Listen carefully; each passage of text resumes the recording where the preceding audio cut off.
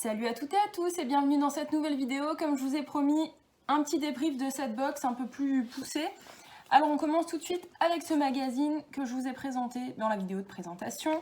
Alors qu'est-ce qu'on a dans ce magazine? On a une présentation de Jordan, comme à chaque fois de cette box, donc en introduction. Après on a la présentation de ce qu'est l'aquarelle, le matériel, où il détaille vraiment tout le matériel comme vous pouvez voir notamment sur son site, quand il vend les produits indépendamment en fait de la box. Ensuite, on a pas mal d'astuces de comment faire des dégradés, éventuellement des petites techniques qui peuvent changer un petit peu l'aspect aquarelle, tout en sachant que je crois que Jordan ne fait pas énormément d'aquarelle. Donc je pense qu'il a aussi appris sur le tas comme beaucoup d'entre vous. Il y a également pas mal de dessins, enfin des idées de dessins que vous pouvez faire avec l'aquarelle. Voilà, tout en vous donnant les petites étapes pour y parvenir. La technique sèche, ça je peux vous montrer, technique sèche, technique mouillée, ça il en a parlé dans sa vidéo. Et enfin, là on a un truc qui change un petit peu de d'habitude. On a les conseils et astuces, donc c'est là où je pense que, on remarque qu'il n'en a pas fait réellement avant, qu'il a appris sur le tas comme nous sans doute pour réaliser cette box. Et enfin, petite FAQ où il répond à quelques questions, je sais pas, qu'il a peut-être pu trouver assez couramment sur ses réseaux sociaux, comme s'il y aura d'autres box, combien de temps il met pour faire des vidéos, etc. Enfin, il a répondu à quelques questions, enfin 4 questions, voilà. Et ensuite vous avez l'arrière avec la boutique et ses réseaux sociaux. Donc voilà pour le magazine. Là maintenant on va passer à la présentation du matériel. Je vais faire un nuancier. Et puis progressivement, je vais à chaque fois avancer sur un nouveau matériel de la box pour vous présenter tout ça de manière plus approfondie.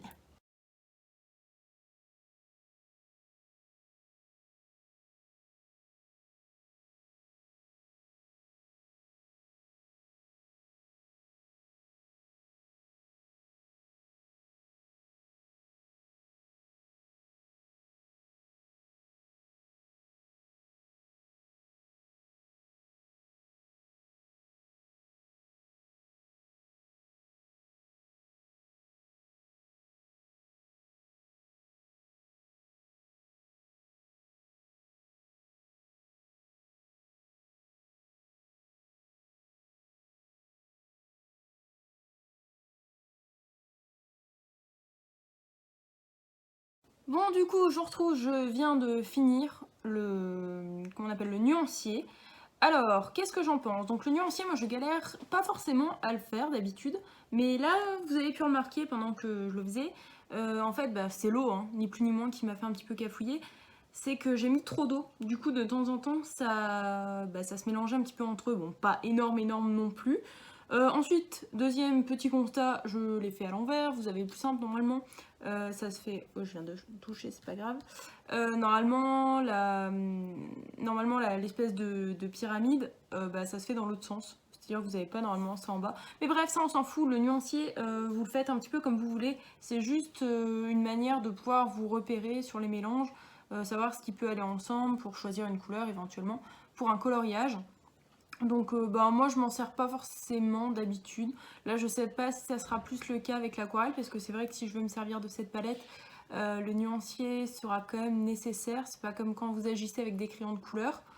Donc voilà, bon, je viens de faire le nuancier et maintenant on va passer à la colorisation d'un petit tamponnage que j'ai fait avec de l'encre Stazone.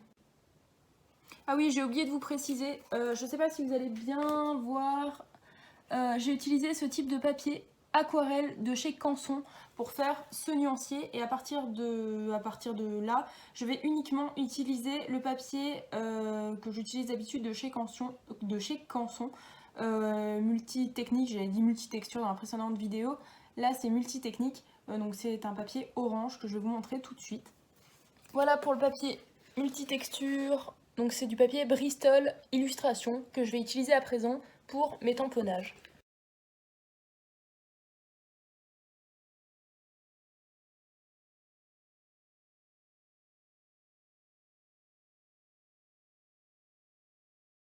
Voilà, alors première réalisation avec le tamponnage.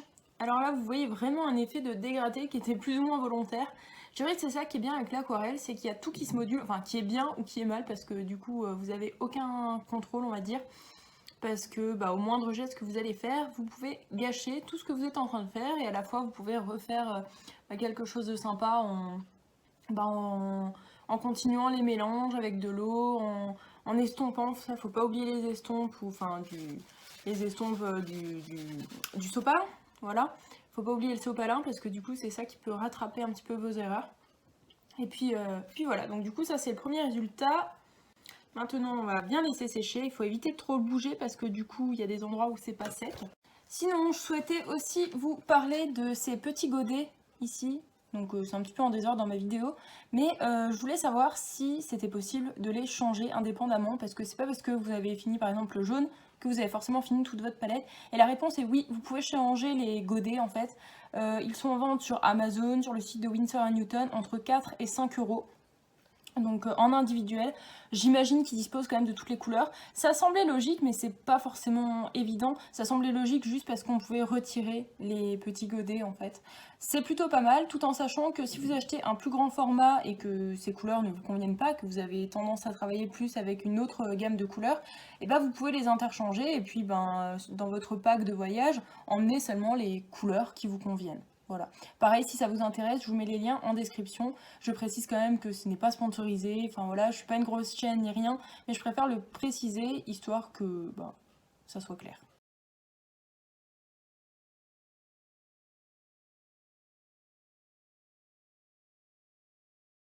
Voilà, en attendant, tiens, c'est un petit peu coulé à l'instant. En attendant que la gomme sèche, ça fait bizarre dit comme ça, je me suis occupée de tester les feutres aquarellables que vous avez vu dans la première vidéo que j'ai faite. Alors j'ai testé plusieurs trucs. J'ai un truc qui avait tombé. J'ai testé plusieurs trucs. Alors d'abord, j'ai fait comme je vous avais dit dans la première vidéo, en mettant sur une petite plaque de plexiglas de l'encre. Et j'ai dilué avec de l'eau de mon pinceau qui est là. Donc j'ai fait ça sur les premières petites feuilles, enfin les pétales. Ensuite, j'ai fait le contour des pétales pour rendre un petit peu plus foncé l'extérieur des pétales. J'ai pas pu trop le faire de ce côté-là parce que c'était pas encore sec. Je vais sans doute le faire après. Ensuite, qu'est-ce que j'ai fait? Le jaune, je l'ai fait avant. Ensuite, j'ai voulu faire la couleur des oreilles. Je n'ai pas cette couleur-là dans la couleur des oreilles. J'ai décidé de faire un mélange entre le jaune et le rouge, ce qui me donne un petit orangé, puis au final un beige. Donc j'ai d'abord étalé, crayonné du jaune, du rouge, et puis ensuite j'ai, grâce à l'eau de mon crayon, un petit peu mélangé. Et puis j'ai pu étaler. Donc c'est sûr qu'on ne peut pas faire ça sur des très grandes surfaces si on veut avoir la même couleur. Mais bon, pour des petites colorisations comme ça fait parfaitement l'affaire. Et ensuite j'ai testé quelque chose en plus. J'ai testé le mélange entre les feutres et les couleurs. Puisque là nous avons du noir. Nous n'avons pas de blanc. Et donc j'ai utilisé le blanc de la palette pour pouvoir éclaircir et faire mon petit éléphant en gris. Voilà. Donc du coup, voilà pour le test des feutres qui se dégradent plus ou moins bien. Je vous le disais dans la première vidéo, on voit encore un petit peu en fait la marque sur le bord des pétales. Bon, c'est un avantage, un inconvénient, je dirais. Enfin, je pense que la pratique en plus nous permet de trouver des techniques entre temps, etc. Mais je trouve ça plutôt sympa, tout en sachant que le papier quand même aquarellable réagit bien différemment. Et moi sur la première vidéo, j'avais utilisé un papier multi-technique qui est aussi de la marque Canson, mais qui est de la marque Canson. Ça c'est de la marque Annemul et c'était dans la Drawbox.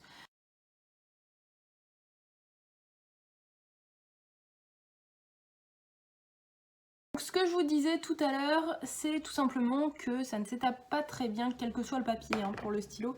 Enfin le feutre plutôt, aquarellable, ça ne s'étale pas des masses, on réussit à étaler mais bon, ça gondole un peu plus, etc. Ça n'a pas exactement le même effet. Bon après, il y a clairement pire. Je viens de refaire un petit tamponnage, cette fois pour tester les Faber-Castell, c'est-à-dire celui-ci et celui que moi j'ai. C'est-à-dire un issu de cette boîte, donc ça doit être celui-là. Alors hier j'ai réfléchi, savoir si c'était effectivement les mêmes ou pas, ça se remarque dans la vidéo d'ailleurs. En fait ce ne sont pas les mêmes puisque moi j'ai les Gold Faber Aqua Et là, il s'agit des Albrecht Dürer. Voilà. Donc du coup, c'est pas les mêmes. Ça se voit, ça me fait rigoler parce que Albrecht Dürer, je l'ai vu en histoire moderne cet après-midi. C'est très très intéressant. Il a travaillé sur tout ce qui était imprimerie. Donc il me semble que c'était pour sûrement la colorisation, j'imagine. Enfin bref, vous en fichez un petit peu. Donc je vais tester ces deux crayons. Voilà.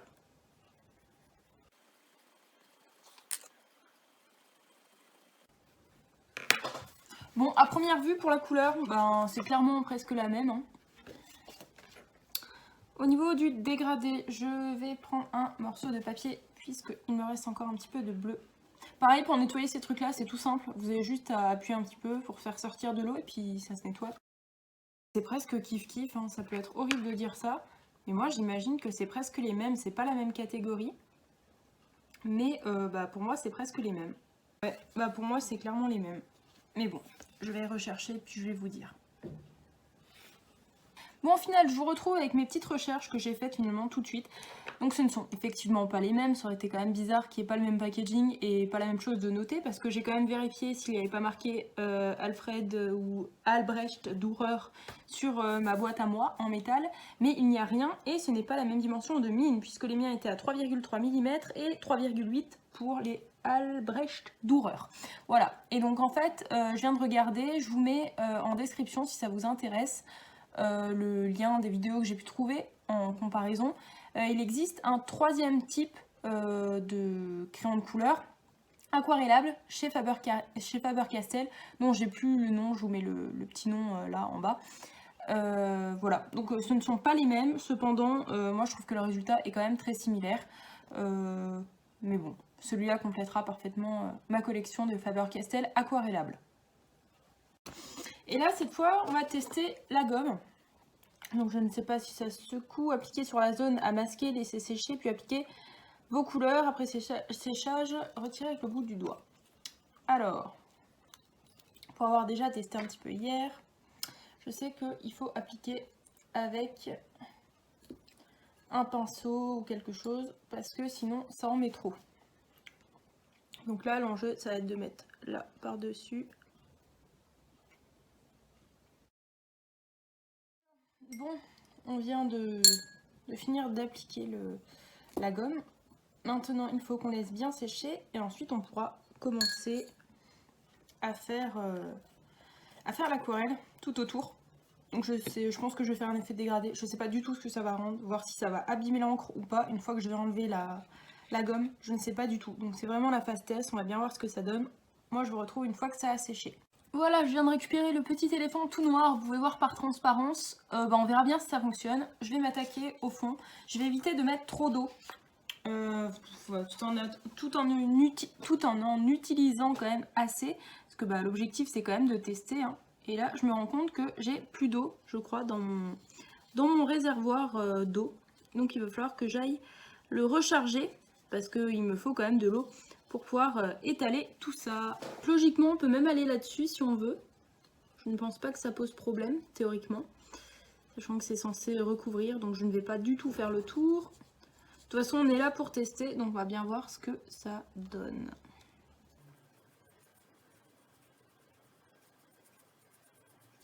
Si vous voulez que ça ne gondole pas, vous pouvez également scotcher votre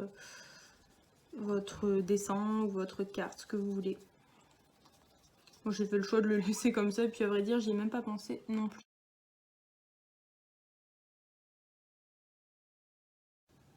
Voilà, donc vous pouvez vous rendre compte que là, ça fait un effet un petit peu plastifié dessus, donc je sais pas du tout ce que ça va faire une fois que ça sera sec.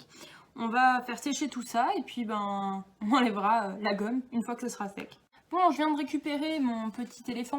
C'est pas fabuleux, hein, là, le petit fond. Ça fait plein de petites gouttelettes d'eau. Ça, c'est quand vous mettez un petit peu trop d'eau et que ça sèche, du coup, et vous avez les pigments qui sont autour. Bon, moi, c'est pas grave, parce que je voulais avant tout faire un test. Dis donc, j'ai du mal à parler.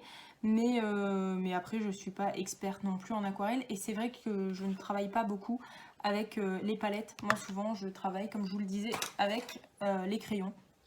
Voilà. Donc on va enlever, alors normalement il faut l'enlever délicatement avec le doigt, c'est censé s'effriter, ouais c'est exactement ça, enfin s'effriter non, même pas vraiment, c'est censé faire juste une espèce de petite pâte qui s'en va. Donc là vous voyez j'ai quand même mis pas mal d'eau au final, contrairement à ce que je vous avais dit au début, je voulais pas mettre trop d'eau et puis en fait j'en ai quand même mis pas mal, d'où le fait qu'il y ait pas mal de taches. Et ça fonctionne nickel, ça fonctionne super bien. Alors la gomme ne sent pas hyper bon, hein.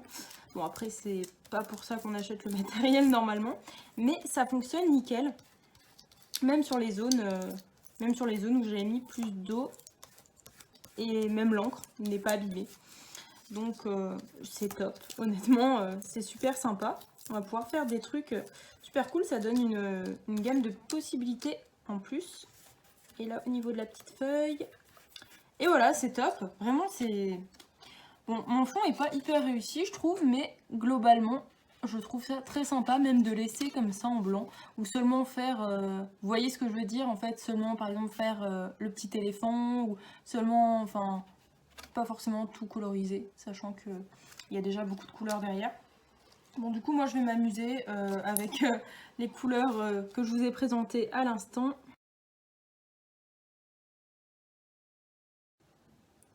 Alors je ne sais combien de temps va durer cette vidéo, mais là je souhaitais quand même vous faire une petite conclusion de tout ce que j'ai pu tester aujourd'hui dans cette vidéo.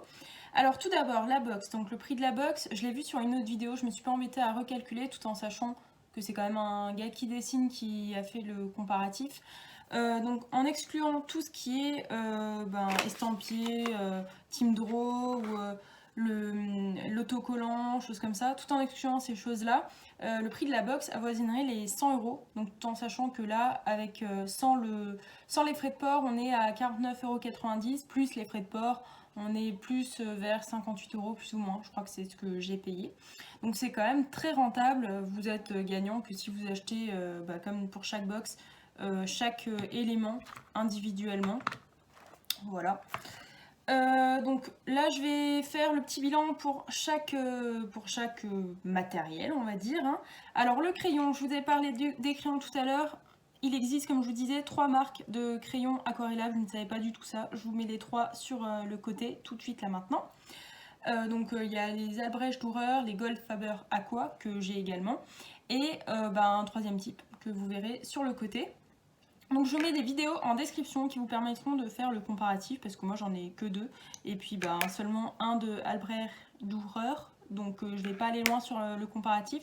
Donc je vous mets les vidéos en description si ça vous intéresse.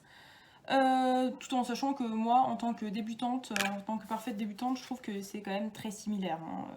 Vous l'avez vu sur ce test là. Pour les feutres, donc je vous en ai déjà parlé dans une précédente vidéo, le test de dégradé est assez moyen si on applique directement le feutre sur la feuille. Vous avez pu le remarquer, c'était sur le premier test, même si là c'est un petit peu moins vrai. Mais globalement, là c'est parce que juste j'avais déjà fait de la colorisation avec de l'eau, donc forcément le feutre a moins adhéré à la feuille. Mais dans le cas où vous commencez directement avec une feuille sèche, avec le feutre reste quand même pas mal. Il se dégrade hein, bien sûr, mais vous avez toujours le reste de la première couche de feutre que vous avez pu mettre. Mais le dégradé est quand même super quand vous prenez une plaque de plexi, vous mettez directement du feutre comme vous avez pu le voir dans la vidéo, et ensuite vous diluez avec le feutre, enfin le feutre, avec le pinceau à eau, enfin réservoir d'eau. Donc c'est parfaitement possible. Vous pouvez également faire des superbes colorisations de manière uniforme. Vous pouvez le voir avec ça, vu que la fleur je l'avais faite, et même le personnage complet je l'avais fait avec les feutres, voire en mélangeant parfois avec ça. Je vous en parlerai juste après.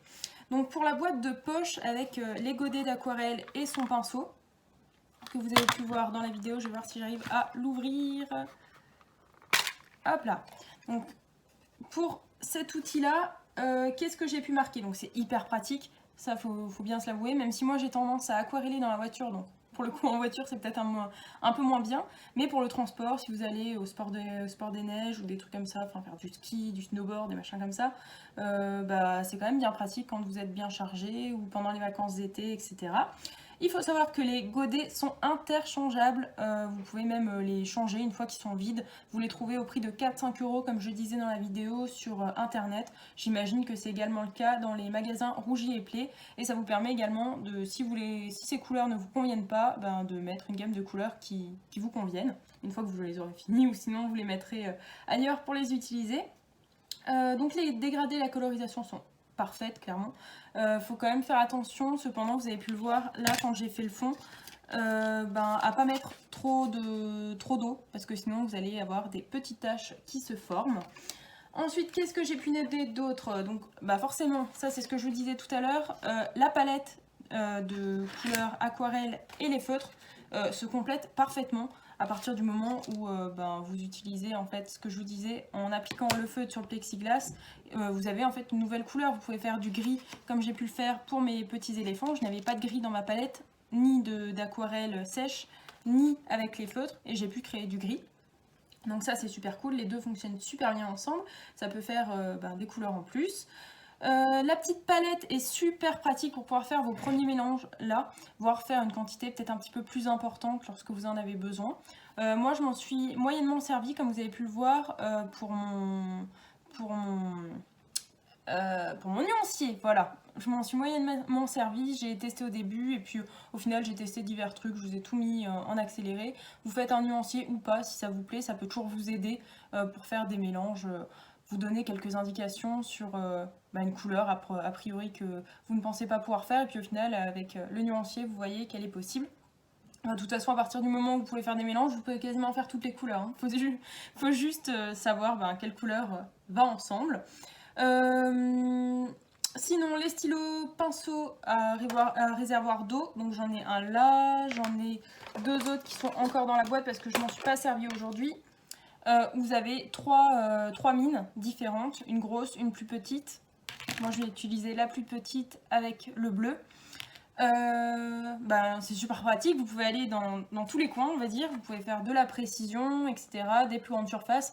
J'aurais presque pu me servir du plus gros pour faire le fond que vous voyez en bleu.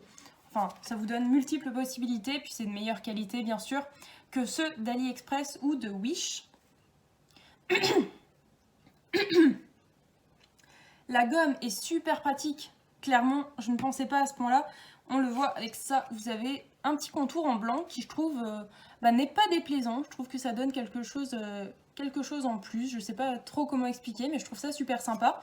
Elle est facile à retirer, ça n'enlève pas l'encre. Moi j'avais utilisé la Stazen, ça ne l'enlève pas. Bon après il y a juste l'odeur, mais ça on s'en fiche un peu. La brosse à dents est un outil en plus, je dirais. Ça fait partie des petits outils originaux qu'il y a souvent dans les Drawbox. C'est pas indispensable, mais honnêtement c'est super pratique pour apprivoiser une nouvelle technique comme celle avec les petits fonds étoilés que j'ai essayé de faire mais qui n'a pas hyper bien rendu non plus, mais en même temps j'avais trop dilué avec de l'eau, mais c'est parfaitement possible.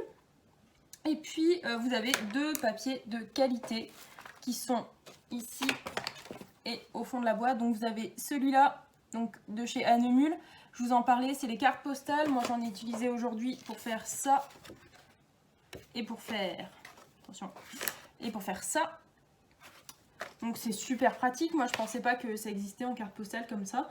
Vous pouvez faire vos cartes postales vous-même avec différentes techniques et puis au moins vous avez quelque chose d'utile. Lorsque vous bricolez, vous n'accumulez pas. Parce que je sais pas si vous êtes comme moi, quand on bricole beaucoup et depuis longtemps, on a tendance à accumuler beaucoup de créations et puis elles sont enfermées dans un placard et c'est pas terrible, alors que là ça peut faire plaisir à vos proches et à vos amis. Et là on a un papier donc Anemule que je vous ai présenté hier, que je n'ai pas utilisé aujourd'hui puisque j'ai utilisé, comme vous avez vu au début de la vidéo pour faire mon nuancier, le papier aquarellable de chez Canson, mais celui d'Anemule est tout aussi bien puisque voilà, hein, c'est un papier qui est quand même similaire, celui-là est même plus épais de souvenirs.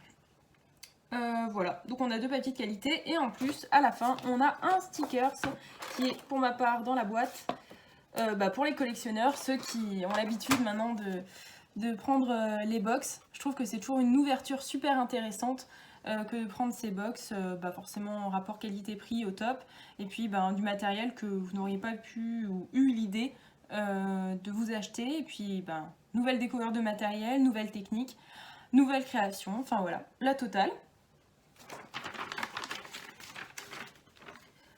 Donc encore merci Jordan, moi je te croiserai pas cette année puisque ben voilà, je ne serai pas à Paris au moment où tu passes. Merci pour ces box qui nous donnent toujours plein d'idées. Moi je vais m'atteler quand même à la préparation du concours puisqu'on a l'opportunité de pouvoir envoyer notre participation. J'espère que cette vidéo vous a plu et aidé. Il y a de nombreux liens en description qui seront là pour vous aider, pour retrouver ces petits godets.